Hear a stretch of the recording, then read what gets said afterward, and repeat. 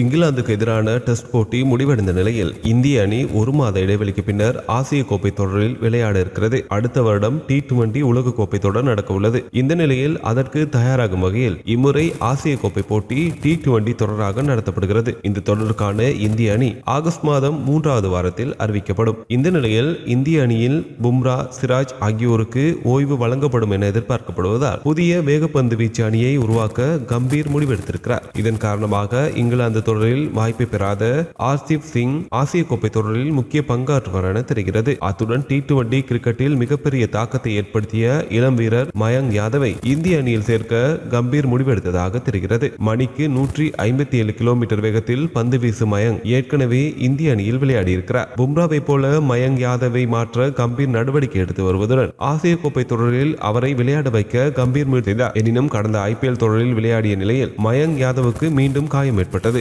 இதனால் அவருக்கு நியூசிலாந்தில் அறுவை சிகிச்சை செய்யப்பட்டதுடன் இந்த அறுவை சிகிச்சையிலிருந்து மீண்டு வர 6 மாதத்திலிருந்து 8 மாதங்கள் வரை ஆகலாம் என கூறப்படுகிறது. இந்த நிலையில் அடுத்த T20 உலகக்கோப்பை தொடரில் அவரை விளையாட வைக்க கம்பீர் முயற்சிகளை எடுத்து வருகிறார்.